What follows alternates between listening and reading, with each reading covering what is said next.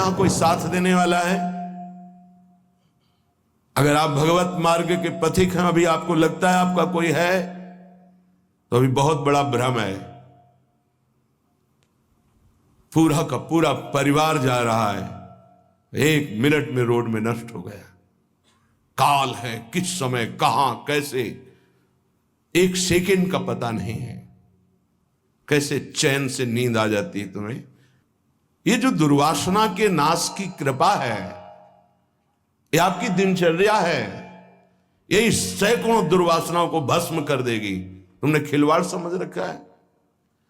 चाहे गृहस्थ हो या विरक्त हो, तुम्हें जो दिनचर्या मिली है, ये दुर्वासनाओं का नाश करने के लिए श्री कृष्ण ने कृपा करके दी है गुरुजनों के द्वारा। इसको खिलवाड़ न समझो। प्रभु का प्रिय, गुरु का प्रिय वही होता है जो दिनचर्या में मिनट भर विलंब नहीं करता। ये गुरु कृपा है कि आपको डांट लगती है, आपको वचन सुनने को मिलते हैं, आप उसको स्वीकार कीजिए। ये मन की, ये दुर्वासना की वृत्ति को हटाइए। सुविधा भोगी बनने वाला कभी सच्चिदानंद का साक्षात्कार नहीं कर सकता। जानबूझ करके सुविधाओं का त्याग होता है, सुविधाओं में रहते हुए, और परमात्मा प्राप्ति की विकलता प्रकट की जाती है। समझ में नहीं आ। राग द्वेष की वृत्तियां, शरीर विलासिता की वृत्तियां, खाने पीने की वृत्तियां, सुख भोगने की वृत्तियां कितने दिन चलेंगी? मरना है, मरोगे। इस शरीर नाशवान, आज नहीं तो कल मरोगे। प्रार्थना मान लीजिए। तपलोक और महालोक, जनलोक में सब सिद्धजन निवास कर रहे हैं, जो सृष्टि में प्रकट होते हैं और सृष्टि के बाद लय होते हैं। उनको एक बात का दुख पाया गया, संतों को, कि इस महान मानव देह में आकर के भी तुम भगवत प्राप्ति से वंचित हो। तुम्हें नींद कैसी ऐसी आ जाती है कि तुम्हारा भजन, तुम्हारी दिनचर्या, तुम्हारा साधन पथ रुक रहा है और तुम्हें चैन से सोना आ रहा है। तुम उपासक हो। ये जीवन हमारा प्रभु के लिए, अगर नहीं समझ पा रहे हो तो आखिरी बात समझ लो, कोई समझाने वाला तुम्हें नहीं है, कोई समझाने वाला नहीं। सिर्फ तुम्हें बर्बाद करने वाला मिल सकता है, समझा कर उठाने वाला हरि या हरि का पार्षद मिल सकता है, और नहीं मिल सकता। तुमसे मित्रता करके तुम्हारी वासनाओं को बढ़ाकर तुम्हारे चित्त को विक्षेप में भर देना, ये संसार के हर व्यक्ति, वस्तु, स्थान का प्रभाव है। तुम्हार सेवक असुरारी, 2 ही केवल बचा सकते हैं, भगवान और भगवान के भक्त। उनकी हर चेष्टा तुम्हारे चित्त को भगवदाकार बनाने के लिए है। कृष्ण कृपा का सीधा फल है साधु संग। हरिराम व्यास जी, गोस्वामी तुलसीदास जी, बड़े बड़े महापुरुष कहते हैं, कोई फर्क नहीं। कैसे मनुष्य शरीर को तुमने प्राप्त करके नाश करने की ठान ली है कि हम जो मन आएगा सो करेंगे। यहां बैठने मात्र से भगवत प्राप्ति है। क्यों? यहां खास बात, श्रीधाम वृंदावन यमुना का पावन पुलिन, और कोई मिनट ऐसा नहीं जहां यहां भगवत चर्चा ना हो रही हो, भगवत गुणगान ना हो रहा हो, भगवत नाम कीर्तन ना हो रहा हो। नाम कीर्तन चलता है, वाणी कीर्तन चलता है, गुण कीर्तन चलता है। दूसरी बात, हमारी दृष्टि रहती है, हमारी प्रियजू की दृष्टि रहती है कि ये जन विराजमान है। एक दिनचर्या है, एक समय है। माकृष्य शर्वतीदम शुभलेन कृष्ण, हे कृष्ण मेरी इन दुर्वासनाओं को नष्ट कर दो। फिर प्रार्थना करता हूं सब उपासक उपासिकाओं से, गृहस्थ विरक्तों से, यदि आप हमारी श्री जी से जुड़े हैं तो आज्ञा पर ध्यान दीजिए। अगर आज्ञा पर ध्यान नहीं देते तो माया तुम पर ध्यान रख देगी, और उसके ध्यान रखने का मतलब है बैठे बैठे जलोगे, जैसे अंगार पर जला जाता है, ऐसे जलोगे। दुर्वासना तुम्हें जला देगी, तुम्हें पता नहीं है। जब अपनी जीवनी शक्ति प्रभु की तरफ लगती है तो हरि गुरु को शीतलता प्राप्त होती है, वो प्रसन्न होते हैं। जब अपनापन करके तुम्हारी जीवनी शक्ति व्यर्थ नष्ट होती है, तब जलन होती है उस अपनेपन के कारण कि तुम समझ नहीं पा रहे हो। ये आज का अभ्यास तुम्हारे लिए कल काल बन जाएगा। गलत अभ्यास तुम्हारे लिए कल ये प्रमाद बन जाएगा। प्रमाद ही मृत्यु है, शास्त्रों में वर्णन है। जो अप्रमादी है, प्रमाद रहित है, वही भगवत तत्व को जो भगवत तत्व को प्राप्त कर लेता वही निर्विकार स्थिति में परमानंद में डूबता है। माना हम लड़खड़ा रहे हैं लेकिन चल रहे हैं अपने रास्ते पे, रास्ता ही नहीं। उपासक को इस बात पर सदैव सावधान रहना पड़ेगा। अगर हम अपनी इच्छाओं का मर्दन नहीं कर सके, अपने गुरु की आज्ञा पर नहीं चल सके, अपने शास्त्र आज्ञा पर नहीं चल सके, तो मुझे लगता है कि आगे चल करके आपका जीवन बड़ा संकटपूर्ण रहेगा। संकटपूर्ण, ये विकार आपको रौंद देंगे। इसीलिए विचलित होते हैं कि आप लोग इतने बलवान बनिए कि आक्रमण कब हो जाए, कहां किस वासना का, आप उससे लड़ना जाने। आपके अंदर युक्तियां होनी चाहिए। आप हमारे भगवत पार्षद हैं, श्री जी के जन हैं, आपके अंदर युक्ति होनी चाहिए। गुरु की प्रगट उपस्थिति में युक्तियों की, कलाओं की आपके अंदर वृत्तियां जानी चाहिए कि कभी किसी विकार का आक्रमण हो तो कैसे बचा जाता है, कैसे हमारे को इस माया पर विजय प्राप्त करना है, कैसे विषम परिस्थितियों में अपने चित्त को डूबने ना पाए बचाया जाए। यह संतों से सीखा जाता है। कैसी पार्थिव दृष्टि है कि शरीर सुख के लिए सोना, जागना, खाना, पीना, बस यही हम सुख मानते हैं। नहीं भाई, ये सुख तो बहुत जन्म भोग लिए। इस जन्म में एक नियत समय रखिए, एक अल्पाहार की सीमा रखिए, एक भोजन का समय रखिए, एक अपनी दिनचर्या का समय होना चाहिए। ये नहीं आज मनाया 2 बजे पा लिया, फिर मनाया 5 बजे पा लिया, मनाया 3 बजे से 8 बजे रात्रि तक सो रहे, 8 बजे से 4 बजे तक जग रहे। ऐसी दिनचर्या नहीं होती, कभी ऐसी नहीं। दिन बाई चांस कभी कोई सेवा में समय लग गया हो, बात अलग है। ऐसी दिनचर्या नहीं होती। पक्का मानिए, आपका हित इसी में है कि जो दिनचर्या दी जाए उसका पालन कीजिए। हमारा सत्संग तभी लाभ देगा आपको, हमारा एकांतिक वचन तभी लाभ देगा आपको जब हमारी आप आज्ञा पर चलेंगे। जैसी दिनचर्या बना दी है, ये दिनचर्या जानते हो, बड़े बड़े सिद्ध महापुरुष इसी से हुए, दिनचर्या से। 1 मिनट का अंतराय कभी जीवन में नहीं पड़ने दिया अपनी दिनचर्या। वही परिपक्व अवस्था। 12 वर्ष एक दिनचर्या कर लीजिए, आप देखिए आपका क्या स्वभाव बनता है। यहां 20-20 वर्ष, 25-25 वर्ष व्यतीत हो जा रहे हैं, कोई दिव्यता नहीं आ रही। कारण क्या है? खो रहे हैं, जीवन को खो रहे हैं। बिल्कुल, कई बार हम चिल्ला चिल्ला कर कहते हैं कि आप समझिए, ये जो दिनचर्या है ये भगवान का स्वरूप है। जो गुरु प्रदत्त दिनचर्या है वही तुम्हें ब्रह्मबोध कराएगी, वही भगवत प्रेम कराएगी। नहीं, ये वासना बहुत बलवान है।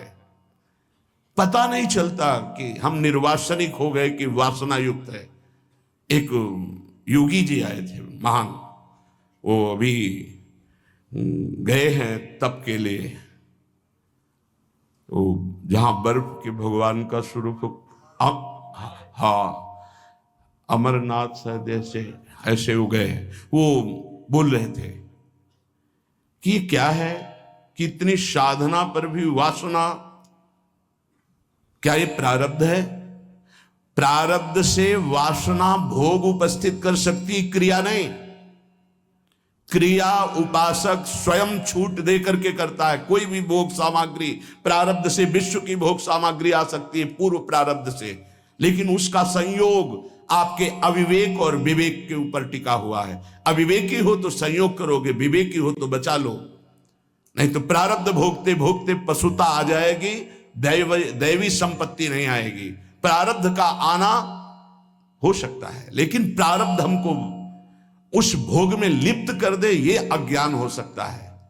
ये प्रारब्ध नहीं है कि आप मनमानी आचरण करते रहे। आप मनमानी, कितना दुलार किया जाएगा, कब तक दुलार किया जाएगा? भगवान इतना दुलार करके मानव देह दिए, कहते भगवान कहां है? कैसी विचित्र भगवान की माया है। गोस्वामी श्री तुलसीदास जी महाराज कहते हैं, तू तो पछितई है मन में जी हाथ। अभी समय है, समय है। सबसे बड़ा पछतावा क्या? भगवान का साक्षात्कार नहीं हुआ और शरीर छूट रहा है। ऐसे साक्षात्कार होगा? केवल भगवदाकार वृत्ति से भगवत साक्षात्कार होता है। उसी के लिए सारा प्रयास होता है, उसी के लिए सारा प्रयास है। सबसे बड़ा डर क्या? प्रभु का नाम ना छूट जाए, सबसे बड़ा डर। जिसने इस बात को समझ लिया वो जीत गया। सबसे बड़ा पछतावा क्या? बिना प्रभु से मिले जा रहे हैं, यहां से मृत्यु लेख से बिना भगवत साक्षात्कार किए जा रहे, बड़ा पछतावा। सबसे बड़ी भयंकर डरावनी बात है कि प्रभु को भूल गए। का हनुमंत विपत्ति प्रभु सोई। ये दो बातें कभी जीवन में चिंतन किया इनका? एक सेकंड के लिए भगवत विस्मरण भी बर्दाश्त नहीं। सबसे बड़ी हानि, सबसे बड़ी विपत्ति, सबसे बड़ा भय भगवत विस्मरण हो जाना। और बड़ा पछतावा कि जा रहे हैं लेकिन प्रभु से आंख नहीं मिला पाए, जीवन व्यर्थ चला गया। सबसे बड़ा मन पचितई है अवसर बीते, दुर्लभ देह पाए हरिपद भज, करम बचन अरु जीते। ए सुत बनितादि जान स्वार्थ रत, ना करुणे सबीते, अंत ही तो ही तजेंगे पामर, तू न तजय बहिते। जानते भी नहीं हो कि पुत्र कौन बनाए, पुत्री कौन बनाए, पत्नी कौन बनाए, पति कौन बनाए। ये बस 40, 50, 60 वर्ष का संयोग। इसके बाद कितना है 40, 50, 60 वर्ष?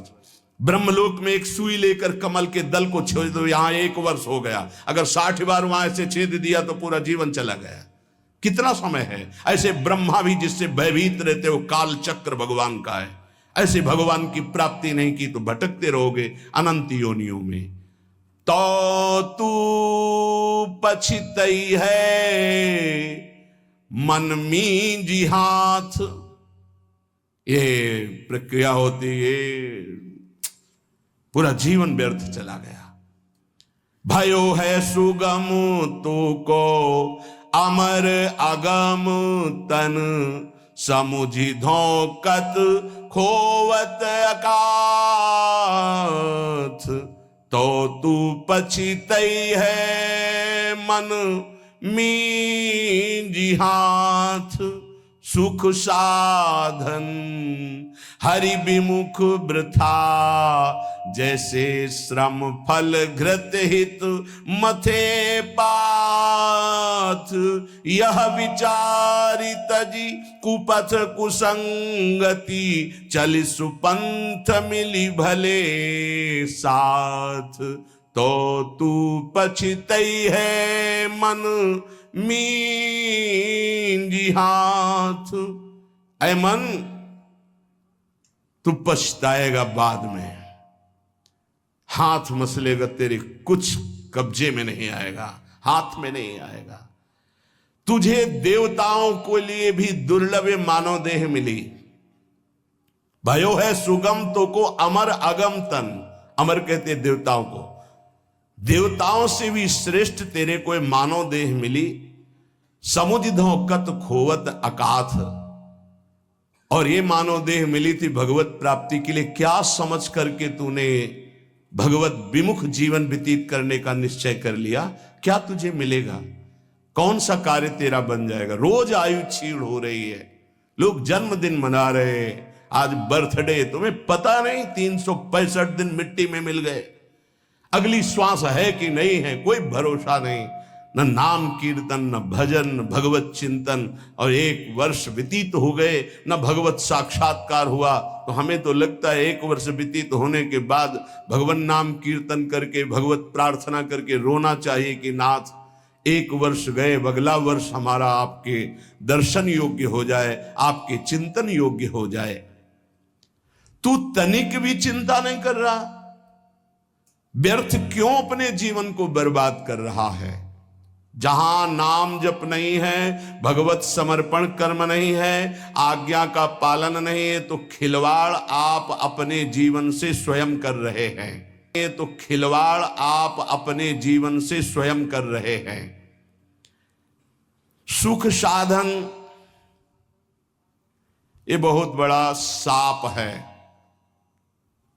हमारी बात समझ में नहीं आएगी, लेकिन आपसे प्रार्थना करते हैं, जो साधक सुख सुविधा से भजन करना चाहता है वो भूल जाए कि वो भजन करेगा, भगवत प्राप्ति करेगा। दुख और असुविधा भगवत प्राप्ति के मार्ग पर ऊपर चढ़ाती है। सुख और सुविधाओं का भोक्ता कभी भजनानंदी नहीं हो सकता, कभी नहीं। हाँ, वृत्ति भगवदाकार हो गई, अब उसे सिंहासन में बैठाला जाए, महलों में रखा जाए, कोई फर्क नहीं पड़ने वाला। महलों में रखो चाहे झोपड़ी में वास दो, एक स्थिति होती है। अगर भगवदाकार वृत्ति करनी है तो एक सीमा में अपने जीवन को बांध ले। इतना आहार, ऐसे शयन, ऐसे अपने जीवन को बांध। विश्व में किसी भोगों की कमी नहीं है। जब तक भगवदाकार वृत्ति न हो तब तक सुख सुविधाओं को नहीं। घूम शयन वलकल वसन, जैसे शास्त्रों में वर्णन आता। तो चलो वलकल वसन की जगह कौपीनवंता खलु भाग्यवंता, मार्किन की कौपीन, मार्किन नीचे वसंग ढकने के लिए, आहार के लिए अल्पाहार, रात दिन भजन, भूमि शयन, जमीन में आसन लगा, चटाई बिछी। 50 साधक ऐसे हैं, उनके कमरे में जाओ तो कुछ है ही नहीं, एक चटाई बिछी हुई बस, एक अचला लंगोटी टंगी बस, वो भी तो साधक है। आहार जो श्री जी के द्वारा प्रदान हुआ आकाश वृत्ति से आता है। आकाश वृत्ति परम पवित्र निर्मल, जैसे आकाश का जल निर्मल होता है ऐसे आकाश वृत्ति जो आ गया उसी से भरण पोषण हो रहा। याचना नहीं, संकेत नहीं, जो प्रारब्धवशात श्री जी की कृपा से आ गया उसको अपने उदर में डाला। राधा राधा राधा हमारा लक्ष्य है, मरना। जीवित मर जाए उलट आप में समाये यह दिलगिरी। ये झांसे में मत पड़ो माया के, ये खा लो, ये पी लो, ये सो लो, ऐसा गद्दा, ऐसी कंबल, ऐसा स्वेटर, ये सुख सुविधाएं अभी नहीं, फिर बाद में जो प्यारो करे सोई मोई भावे। अभी जो आज्ञा है उसके अनुसार चलेंगे। क्या नहीं देने की चेष्टा की राका बाका जी को ठाकुर जी ने? नहीं चाहिए, आपका दिया हुआ भी नहीं चाहिए, आप चाहिए, सिर्फ आप चाहिए। चलो हमारी वैसी स्थिति नहीं है तो जितने से हमारे प्राणों का पोषण होता, शरीर निर्वाह होता, बस। कह रहे सुख साधन हरि विमुख, दो भाव। यदि हरि से विमुख हो तो सुख साधन तुम्हें जलाएंगे, चिंता शोक भय प्रदान करेंगे। दूसरा भाव, ये सुख साधन तुम्हें हरि से विमुख कर देंगे। सुख साधन हरि विमुख, दो भाव है इसके। अगर हरि विमुख हो, सुख साधन है तो जलते रहोगे, चिंता भय शोक मृत्यु इससे बच नहीं पाओगे। और अगर सुख साधन के भोक्ता हो तो हरि विमुख हो जाओगे, भजन में रुचि नहीं रह जाएगी। ये जीवन जो मिला है सोने के लिए नहीं मिला है, प्रभु प्राप्ति के लिए मिला है। उचित निद्रा, उचित शयन। ये भेड़िए की तरह बच्चों को डराने वाले विकार होते हैं, भगवत मार्ग के पथिकों को नहीं। हाँ, हम स्वयं स्वीकार करते इसलिए घुटने टेक देते हैं। अगर स्वयं स्वीकार ना करे तो विश्व ब्रह्मांड में कोई विकार नहीं है कि तुम्हारे को गिरा सके। तुम हरि पार्षद हो, प्रियाजू के शरणागत हो। जब तुम स्वयं ललचा कर ये खिलौना चाहिए तो मेरी प्रियाजू कृपाल खेल ले जा। जब ऊब जाना तू बताना मेरे से। नहीं, भगवत पार्षद को कोई गिरा सके, सीम की चाप सके को तासु बड़ रखवार रमापति जासु। ऐसे खिलवाड़ समझते हो परमार्थ के पथिक हो करके। तुम्हें कोई गिरा सकता है, तुम गिरना चाहते हो इसलिए गिर सकते हो। अगर तुम गिरना ना चाहो तो कोई गिराने की सामर्थ्य नहीं रखता। साधन विषय सेवन जितना है, दोनों अलग अलग मार्ग है। विषय को साधन बना लो, साधन विषय ना बना लो, जीवन नष्ट हो जाएगा। नहीं समझ पा रहे, नहीं समझ पा रहे। गुरुजनों की रुचि देखी जाती है। क्या रुचि? मन मन की रुचि जाने नहीं विधि अनुसार। अनुमति तो सब ले रहे हैं, आज्ञा का पालन कौन कर रहे हैं? आज्ञा एक बार होती है, ऐसे चलो।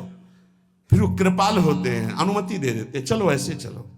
क्या क्या तरीका क्या है? क्या आप अपने सुख सुविधा के द्वारा साधना के मार्ग पर, आप अपने सुख सुविधा के द्वारा साधना के मार्ग पर चल सकते हो? खिलवाड़।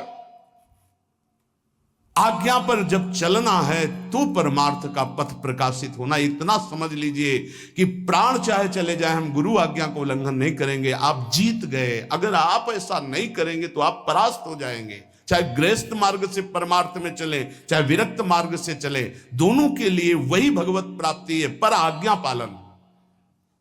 सुख साधन हरि विमुख, और हरि विमुख तो वृथा जैसे श्रम फल घृत हित मथे पाथ। पानी को चाहे दिवत प्राप्ति होती तो रघुनाथ दास गोस्वामी के पिता और उनके भाई एक राजा महाराजा की तरह वैभव था। जब उनको स्कूल पढ़ने के लिए भेजा जाता था तो 4 साथ में अंग रक्षक और पालकी में बैठ के जाते थे पूज्य श्री रघुनाथ दास गोस्वामी जी। लेकिन जब महाप्रभु चैतन्य देव के नाम कीर्तन को सुना तो हृदय व्याकुल हो गया कि जीवन का लाभ तो यही है। महाप्रभु ने अनुमति नहीं दी, नहीं तुम अभी पिता के घर में रहो। उनका अब भागे जगन्नाथपुरी गए। महाप्रभु के समय भूख प्यास सब सहते हुए पिता को जब पता चला कि वो नहीं आएंगे तो वैभव भेजने लगे।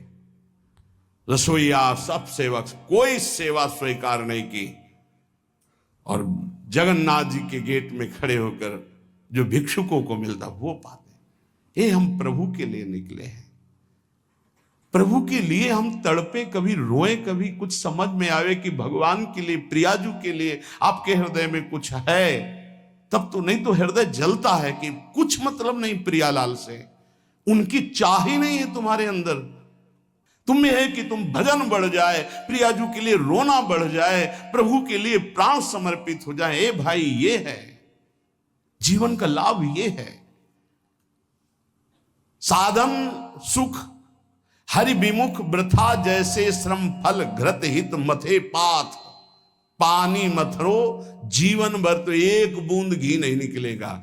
ऐसे सुख सुविधा का भोगी मानता है कि मैं साधन कर रहा हूं, जीवन में कभी प्रेम घृत या ब्रह्मबोध घी नहीं निकलने वाला। यह विचारी तजि कुपथ कुसंगति चलि सुपंथ मिली भले साथ। ऐसा विचार करके ये सुख सुविधा का भोग करना कुपंथ का मार्ग है, ये कुसंगति है। मन हमारा जिसमें राजी हो जाएगा तो हमें ठीक नहीं, हमें राजी नहीं करना। ये जब राजी नहीं होगा भोगों में तब प्रभु की तरफ बढ़ेगा, तब ये चिल्ला चिल्ला कर रोएगा, नाथ अब स्वीकार कर लो, मेरा कोई नहीं, मैं कुछ भी नहीं, अब स्वीकार कर लो प्रभु। हारे को हरि नाम, अपबल तपबल और बाहुबल, चौथो बल है दाम। जब सब जगह से हट जाता है तब हारे को हरि नाम। हार गए हम, पर यहां सुख सुविधा का भोग सोचते हैं कि इससे भगवत प्राप्ति हो जाएगी। यह विचारी तजी कुपथ कुसंगति, बलिहारी है उनको। अर्थ का बल होता है बैंक बैलेंस का, भगवान का भरोसा नहीं रहता, बैंक बैलेंस का भरोसा रहता है। भगवान का भरोसा नहीं रहता, परिवार का भरोसा रहता है। भगवान का भरोसा नहीं रहता, अपनी बुद्धिमानी का भरोसा होता है। ये सब भरोसे आश्रय जब छूट जाते तब भगवान का आश्रय होता है। निराश्रित के आश्रय भगवान, असरण के शरणागति प्रदान करने वाले भगवान। इस बात को समझो, शरणागति लाखों ले लिए, असरण एक भी नहीं हुए तो शरणागति का रंग ही नहीं है। जो असरण हुए वो शरणागति के रंग को प्राप्त हुए। सीधा साधा मार्ग है, सूधो चले आपने धर्म, रसिकन सो प्रीतम का है, कबहू काल व्रतान। गृहस्थ तो क्या हुआ, क्या गृहस्थ भगवत प्राप्ति नहीं कर सकते? शिष्य के द्वारा किया हुआ पाप गुरु को भोगना पड़ता है। क्या समझते हो? यदि गुरु की आज्ञा का उल्लंघन करे तो समाज में गुरु को कह देना चाहिए मैंने तुम्हारा त्याग किया, तो बच जाएगा। अगर स्वीकार करता है तो शिष्य के द्वारा किया हुआ अपराध गुरु को भोगना पड़ता है। सो गुरु घोर नरक मा परे। इसीलिए जो सुलझे हुए महापुरुष होते हैं वो कभी शिष्य बुलाने की चेष्टा नहीं करते। कलिकाल है, उनको इससे मतलब नहीं हो। जैसे और पति पत्नी भाई रिश्तेदार नातेदार ऐसे एक संबंध और मान लिया गुरु, उनको ये मतलब नहीं कि मतलब क्या है। अरे कभी विचार करते हो कि तुम जो आचरण करते हो इसका हिसाब गुरुदेव के पास जाएगा, उनको भोगना पड़ेगा। क्या अपराध किया है गुरुदेव ने जो तुम उनको दंड देने के लिए उद्यत हो चुके हो? यह विचारी तज कुपथ कुसंगति चल सुपंथ मिली भले साथ। भले कौन है? राधा वल्लभ भजत भज भली भली सब होए। जो राधा वल्लभ प्रिया प्रीतम श्यामा श्याम हरि का भजन करते हैं भले हैं। इन्हीं भले का संग करो। अपने मन का जो कुपंथ में चलाने वाला है, ऐसे व्यक्ति का जो कुपंथ में चलाने वाला है, ऐसा संग त्याग दे। अंदर और बाहर दोनों कुसंग होता है। यह विचार तज कुपथ कुसंगति, चल सुपंथ मिली भले साथ, नहीं तो तू पछतई है मन मींज हाथ, बाद में तुझे पछताना पड़ेगा। संसारी पुरुष का लक्षण है वो शरीर संबंधी भोग, शरीर संबंधी रिश्ते नाते, इन्हीं के चिंतन और विलास में अपना समय नष्ट करता है। उपासक का लक्षण है एक क्षण भी भगवदाकार वृत्ति से हटकर संसार का चिंतन न होने देना। संसार की तो बात जाने दो, अन्य साधनों में भी रति न होना। अपने आराध्य देव संबंधी उपासना के जो अंग हैं, नाम जप, नाम कीर्तन, वाणी गायन, वाणी श्रवण, श्रीअंग सेवा, समाज की भगवत भाव से सेवा, लीला चिंतन, ये हमारी उपासना का स्वरूप है। इसी से हमें भाव देह की प्राप्ति होती है। जब अभ्यास के द्वारा इन भक्ति के प्रेम लक्षणा, भक्ति का जो विशेष स्वरूप है उज्ज्वल प्रेम रस, तो इसी से प्राप्त होता है। जो उपासक अन्य साधनाओं की तरफ वृत्ति ले जाता है, राई के समचलत ही होत और की ओर। थोड़ा राई बहुत छोटा दाना होता है, अगर थोड़ा भी साधन में मिलावट हो जाए तो उपासना के उपास्य देव के रस में बाधा खड़ी हो जाएगी। ये उपासक बहुत ध्यान से समझ ले। अपनी उपासना जो गुरुदेव के द्वारा प्राप्त हुई है, राई भर भी यदि कोई मिलावट हो गई तो उपासना बाधित हो जाएगी। अब या में मिलौनी मिले न कछु, जब खेलत रास सदा बन में। यदि वृंदावन का आश्रय है, वास है, उपासना है, तो या में मिलौनी मिले न कछु, इसमें मिलौनी नहीं मिलनी चाहिए। अन्य कोई साधन पथ का अनुसरण करना, अपने उपास्य देव से विमुख हो जाना है। बहुत प्रकार का संग सत्संग नहीं होता, इष्टाकार वृत्ति हो जाए उसे सत्संग कहते हैं। तो इष्ट मिले और मन मिले, मिले भजन रस रीति, तहां निशंक है मिलिए तासों की जय प्रीति। यदि इष्ट नहीं मिल रहा और मन का तात्पर्य है यदि वो चरित्रहीन है, मनमानी आचरण करता है, तो इष्ट गुरु से विमुख है। हमारा मन नहीं मिलना चाहिए, ऐसे जनों से नहीं मिलना चाहिए। यद्यपि परम स्नेही, चाहे वो कितना प्रिय संबंधी, रिश्तेदार, नातेदार, मित्र कोई भी हो, जाके प्रिय न राम वैदेही, तजिए ताहि कोटि बैरिशम, लाखों बार सुना है, पर क्या आचरण में है? हमारे हृदय में ये बात बैठ जानी चाहिए कि जरा सा कुसंग हमारी उपासना के रंग में बाधा पहुंचा देगा। एक ड्रम दूध हो और एक खटाई की फांक छोड़ दो, सब फट जाएगा। उपासना दुग्ध जैसी निर्मल, पौष्टिक, स्वादिष्ट, पवित्र, स्वरूप बोध कराने वाली, जरा सा कुसंग हो जाए फट जाएगी। उपासना की वृत्ति हट जाएगी, जो भाव का स्वरूप बन रहा था वो फट जाएगा। जैसे एक खटाई की फांक पड़ते ही एक ड्रम दूध पूरा फट जाएगा। ऐसे कपट व्यवहार करने वाले, ऐसे भगवद विमुख आचरण करने वाले कुसंगी जनों को मन कभी नहीं देना चाहिए। अगर हम मन देंगे तो हमारा मन उपासना से हट जाएगा। साधना की बड़ी सूक्ष्म वृत्ति होती है। कभी कभी मन प्रभु में नहीं लगता तो उपासक को उबने की जरूरत नहीं है, धैर्य की जरूरत है उस समय कि उसका मन किसी विषय में विषयाकार ना होने लगे। किसी व्यक्ति के संग की लालसा हो जाए कि अब भजन में मन नहीं लगता, चलो उसके पास बैठते हैं, तो वो गुण दोष से युक्त अंतःकरण वाला गुण दोष का वर्णन करके हमारे हृदय में राग द्वेष की वृत्ति को पुष्ट करेगा। कोई रागात्मक बात करेगा या द्वेषात्मक बात करेगा।